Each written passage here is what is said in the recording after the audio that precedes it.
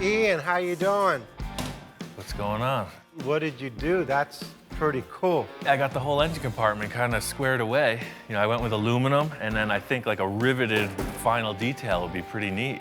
You know, something real shiny down in there. As I walk in, you know, we got the back fenders kind of in place. It's still like a hodgepodge. You know, like Ian said, anything goes, because this is just like the clay mold. I love this because we still could put another element in here. You can do whatever you want in here. You know, this surface is represented. I really want to get these fenders so that there's no holes in the back of the car. Looking at it now, it's really loose, sort of like a patchwork quilt, not even stitched together yet.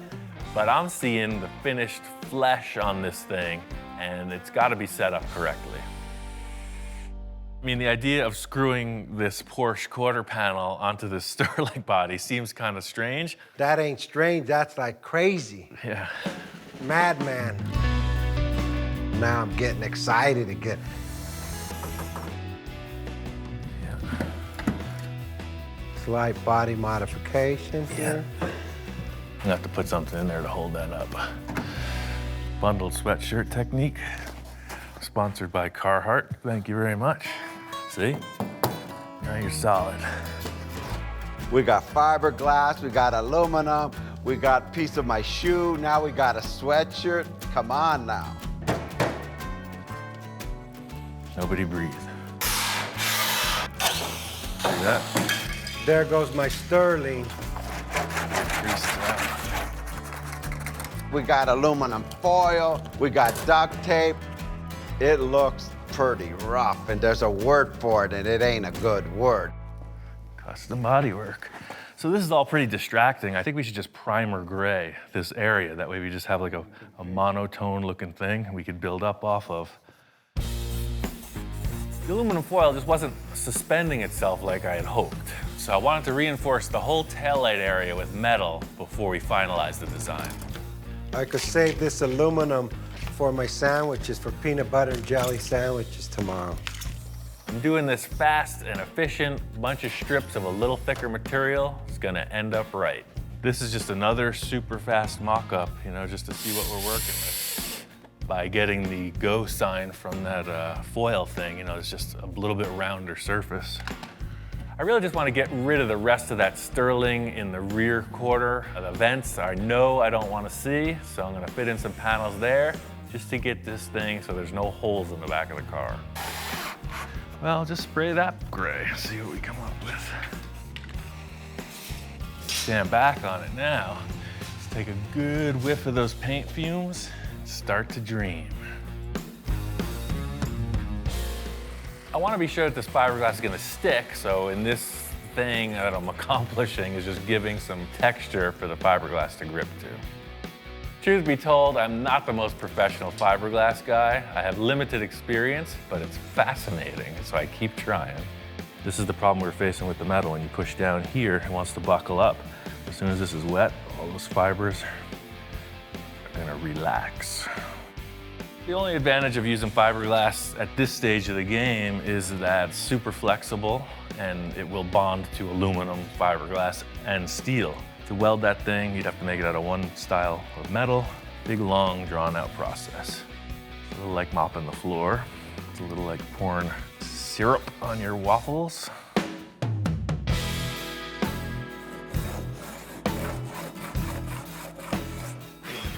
I laid up that fiberglass, it's set just fine. I put a quick skim of body filler on and cut it back just to see what our heights were. And I could see already, this taillight mock-up we did is gonna be way low. What I have here is this is the hip of the fender coming down, and the Porsche naturally dips way down into the taillight. I'm gonna just fiberglass right over these, and we're gonna have to cut new taillight holes. I feel good about this, you know? It's not just anybody who can throw a bunch of sheet metal screws and saran wrap and build a supercar, but watch me go. Everything looks so rough. I just want to get it looking more like a fender when Victor gets here. So this is less auto body tech and more fun body filler tech. Purely like icing on a cake. Fiberglass is hairy and scary. See, this stuff's a little bit smoother. As loose as it seems, I think it's starting to flesh out, and everybody's gonna understand why I went this way. The idea here is to just get these two fenders pretty close, get a good representation. You can see the rear of the car is fleshing out. It looks pretty freaking massive. Super wide, super low. I can't wait to show Victor. It's like nothing I've ever seen before. Flattening it out one tone, you can really see the shapes. A little refining on the driver's side, but I mean, that's a freaking massive rear end. How much more work do you need to make a mold? You need it finished, right? Oh yeah, the better we make the model, the better the mold comes out. We could either turn the car around, start on the front, or if there's anything else you want to change back there, I'd say it's a perfect time to do it. Now it's like a whole bunch of like bumper back there or body. It's like nothing but rear end showing. I need just one thing to soften that up, and it's got to be massive. We need to do some kind of crazy exhaust, right? Well, I mean, whatever you're thinking, you know, we've done a pretty substantial rearrangement in the back end so far. Yeah, I was thinking something kind of massive here in the middle. 3 or 4 muffler pipes sticking out of the back. Hey, I had a dream, you know? So something more like this or this diameter, like way big. Yes, that's what I'm looking at. Remember, massive. Let's just tape them on the car, see kind of what we got proportion-wise. So, I mean, 3 sort of fits like that. That's an even better mock-up than freaking cardboard and drawing, huh? Well, stand back and look at that. I mean, 5-inch exhaust is pretty substantial. I was thinking of having a fin, and a fin, but I only need the fins on top, on the bottom, and the 2 on the side. And it changes the whole back end of that car. And then put fins on the bottom. Yeah, exactly, a fin, okay.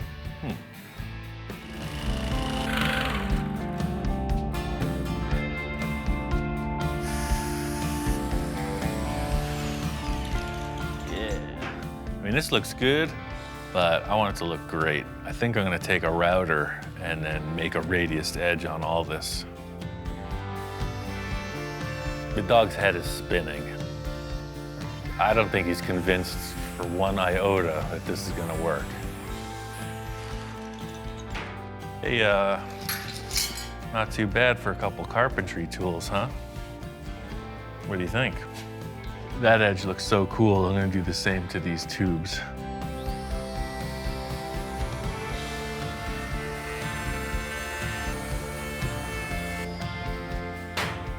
What's not to like about that? I was thinking that having these stacked together, it could be added to by just putting the spacer through here. And in effect, what that does is make it look like this fin travels right through, and makes it look a little bit lighter. This thing is really starting to come together. I think the shop inspector is even starting to get convinced. Again, this is all still just roughed out. If you have to cut it or modify it, so we will. So you can see, it's gonna go right in the middle of that license plate opening. See now. Now he's finally conceding. We're just gonna cut out in here and then something like this. It's gotta go in a good 8 or 9 inches.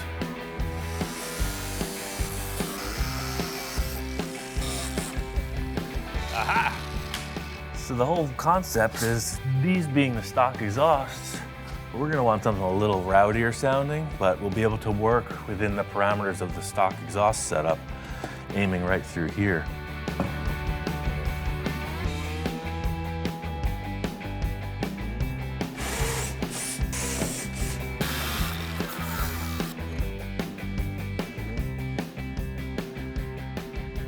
Oh yeah, that's totally cool.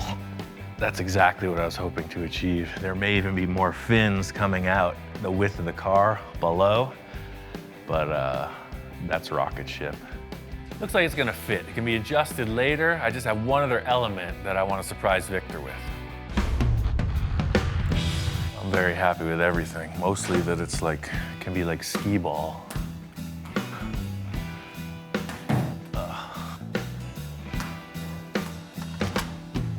Ian, how's it going? Hey man, got that exhaust mocked up.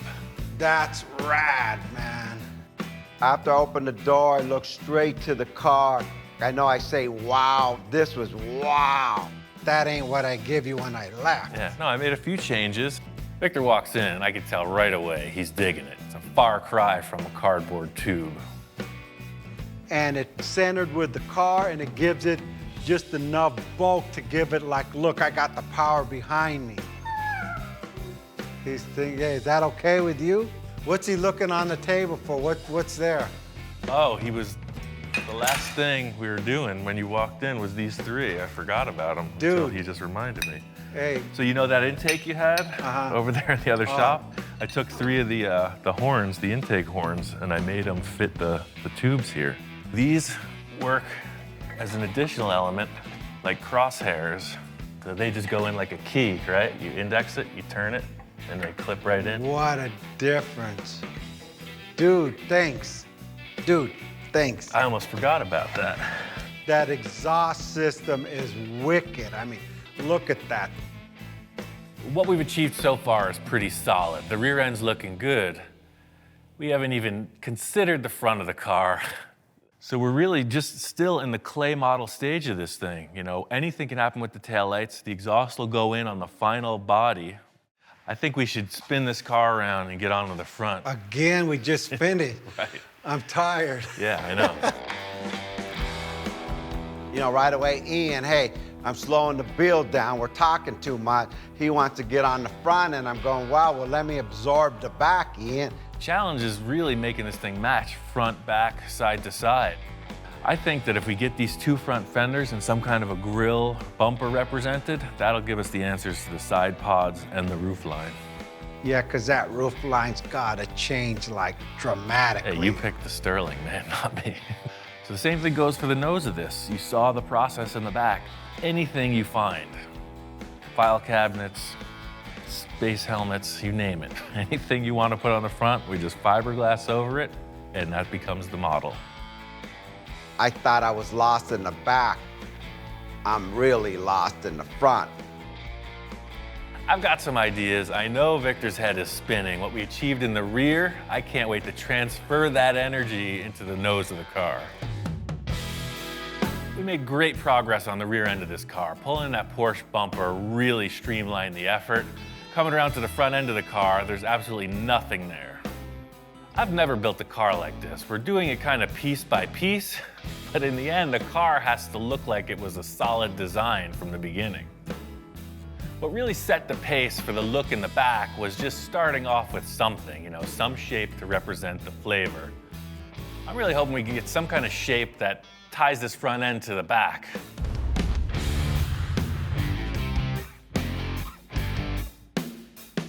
We made our selections and brought all these parts back in the shop to see. We're working with nothing here, blank slate. First order business is to try to mock up some parts.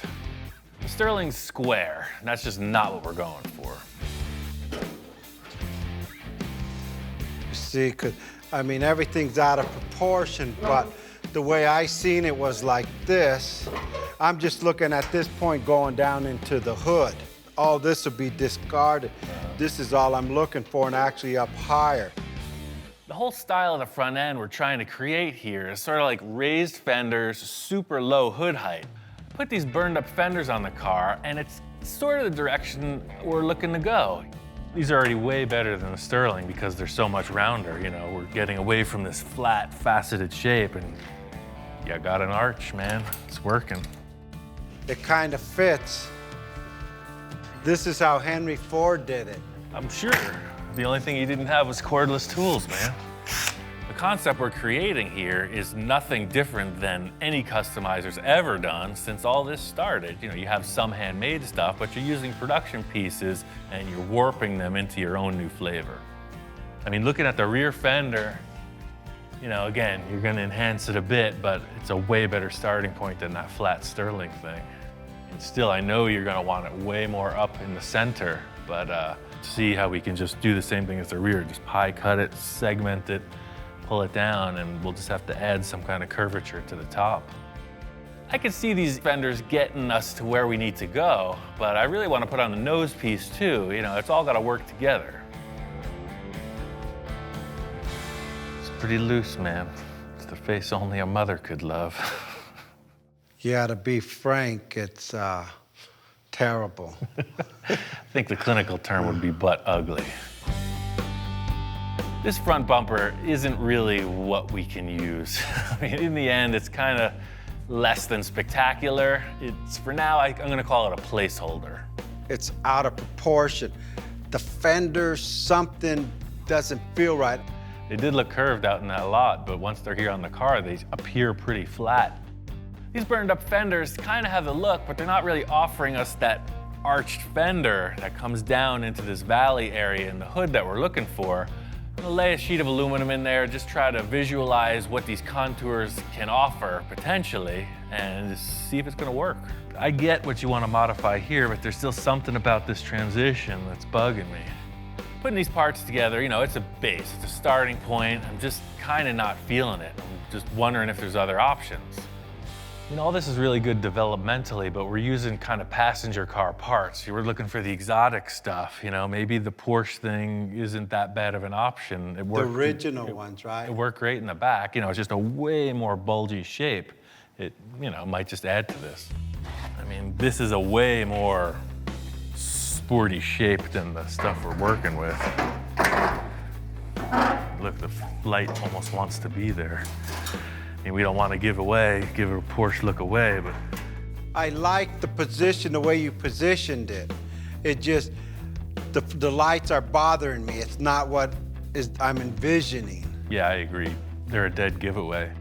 You don't want it to look like a Porsche, so I'm trying to figure out how to cheat it a little, you know? The car's definitely wider than it was, so kind of change the angle a bit, you know, exaggerate the proportions, and it might work. This is way more representative of that transition to the valley you're talking about. I mean, maybe a Porsche fender is kind of the best option. Yeah, and then once the light comes off and then all this metal comes all the way Right. down and meets the bumper, then whatever light we decide to put in here, and there's my valley, right? Sure. There's my valley. Yeah, maybe just tape over them, primer them like we did the back, just gray it out.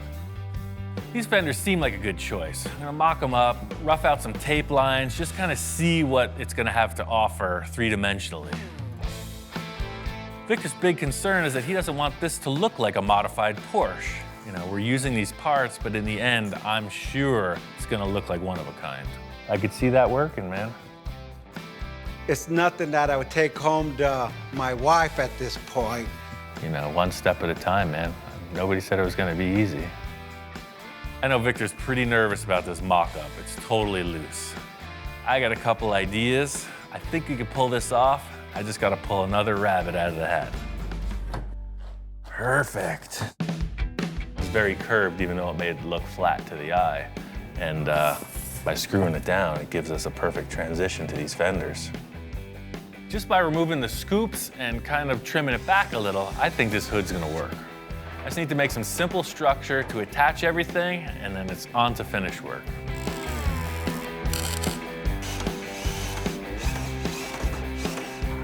Using these aluminum sheets, it's the same process as in the rear, just trying to create a contour, something to build off, and the look that I want. Being that this car is gonna have a mold on it, in the end, the construction here, anything goes. It's purely a mock-up. Now we're getting somewhere. This is all about the concept. I'm gonna tape some of it up, spray paint it, sit back, check it out. Getting these fenders mocked up, I really see the potential of this valley and hip fender aspect Victor was trying to get his point across about. I see a issue with that bumper. Maybe that one's not the right call for the car. We're gonna have to figure that part out. I'm positive this bumper is not the right look, but what it's offering is a structure to build off of. Welded in this mounting bar to support the bumper, but I definitely have to widen it. One thing I've learned from chopping up a lot of cars is to retain the look of the thing, you section it, it's gonna cut both ends off and widen them out independently. As crazy as this sounds, my whole idea here is to just sheet the thing with aluminum. You know, we'll have a blank slate and we can work forward from there.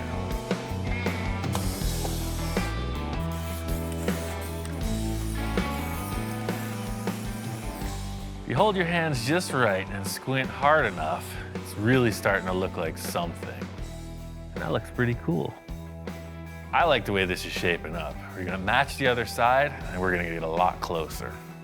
This car is definitely looking a lot different than the last time Victor saw it, and I am curious of what his thoughts are. Victor says he's got something else to add to the car. You know, I never know what to expect. All right, I'm gonna go grab it out of my truck. At this point, I'm thinking, hey, it could be anything. You know, hopefully it's not a new rear bumper. Ian, check this out.